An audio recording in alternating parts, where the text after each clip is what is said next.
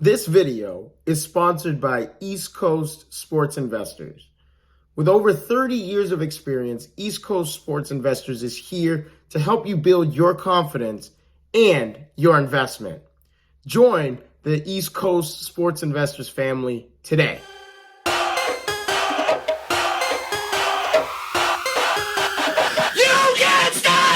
What is going on, you guys? Sports Runs on Diesel is back at you here with another episode. We got players signing big contracts here. And for me, there's one question that comes up. Are these big NBA contracts creating the poor work ethic in the NBA? Now, I will say this. Let me get this off my chest because every player that is in the NBA deserves to be there. Let's be honest. These guys have sacrificed a lot of time, energy, effort, blood, sweat, tears, you name it, to get to where they're at today. The real question is, do they have the work ethic to be making the kind of money that some of these teams have been giving them? When we look in NBA history, there's only 4 players in NBA history that have a $250 million contract or greater. I like to call them the quarter billionaires. Nikola Jokic is number 1 on that list. $276 million is his current contract right now. Obviously, we know that he has earned that contract. Let's be real here. 2-time MVP, now NBA champion, 100% has deserved this. Number 2 on the list is LaMelo Ball, who just recently signed the 5-year, $260 million deal with the Charlotte Hornets. I'm not saying this is not well-deserved, but I will say this. To me, he hasn't proven that he can win. And honestly, yes, it comes down to the general manager. It comes down to the front office of the Charlotte Hornets. They have not put players around him to win basketball games.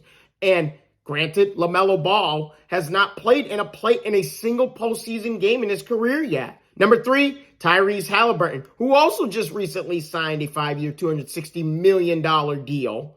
But Tyrese Haliburton has proven that he is an NBA lead assist man, was second in the league in assists last season behind James Harden. So I do believe that Tyrese Haliburton has deserved this kind of money. But once again, Tyrese Haliburton has barely played in a playoff game. And what is it going to take for Indiana to sign somebody else to get them to the playoffs? And number 4 on this list, last but not least, Bradley Beal, who, of course, we know signed the contract a year or so ago with the Washington Wizards at 5-year, $251 million, now is with the Phoenix Suns. Now, Bradley Beal, I think, has earned this kind of money. I will say this.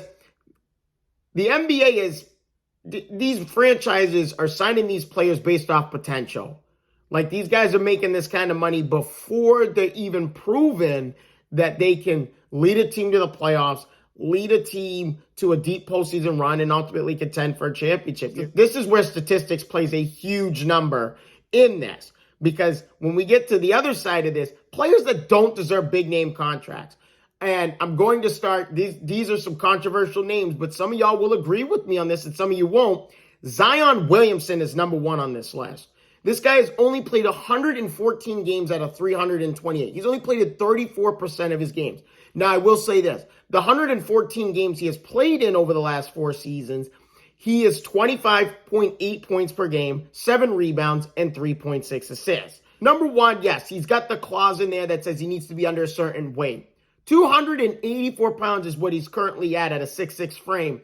Is still too much weight. He needs to be down to 250, 260. Because his knees are not going to be able to handle this. And to be honest, that's why the New Orleans Pelicans are trying to trade this dude away, because it is time to move on from Zion Williamson. And it's sad to see a player of his caliber.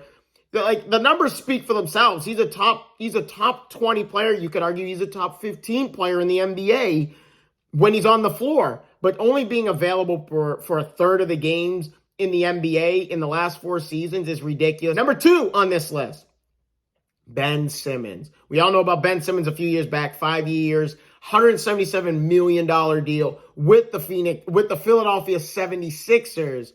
Right now, he currently has 2 years, $78 million left on this contract now that he is with the Brooklyn Nets. But last year, he averaged a career low 6.9 points, 6.3 rebounds, 6.1 assists, 1.3 steals, and shot a career low 43% from the free throw line.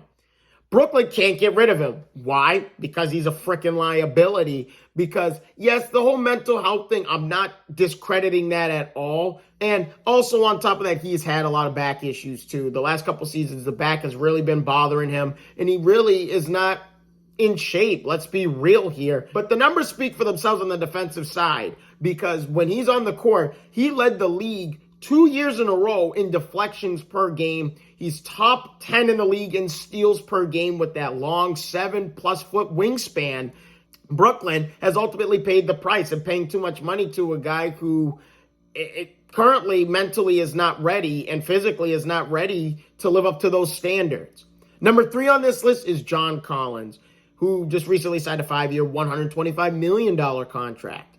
And to me, in 2019-2020, coming off of that season where he first signed that contract, he was playing phenomenal. I mean, arguably you could call him an all-star that year. 21 points, 10 rebounds a game. Since then, his numbers have diminished the last 4 seasons.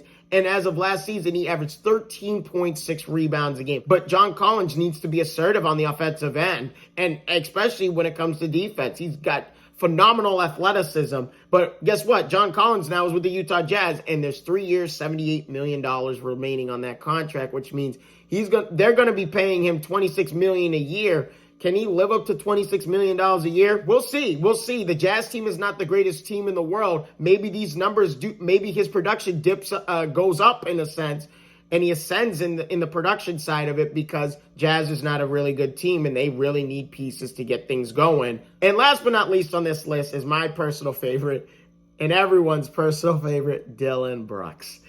4-year, $80 million deal with the Houston Rockets. I do believe that this contract is a little bit out of desperation here, trying to sign somebody. Don't get it twisted. Dillon Brooks is a great one-on-one defender. He does a phenomenal job on the defensive end. But once again, like the Ben Simmons side of it, he does not shoot the ball particularly well. But I will say this, Dillon Brooks is averaged just under 15 points a game for his career. Now, granted, yes, he's only been in the league. He hasn't been in the league all that much, but he's averaging almost 15 points a game, 3 rebounds, 2 assists throughout his career.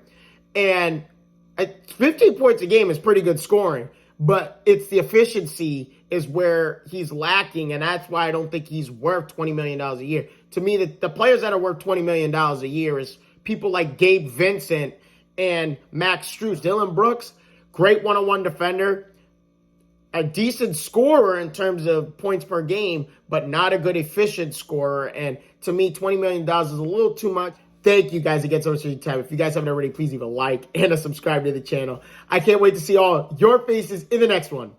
Deuces.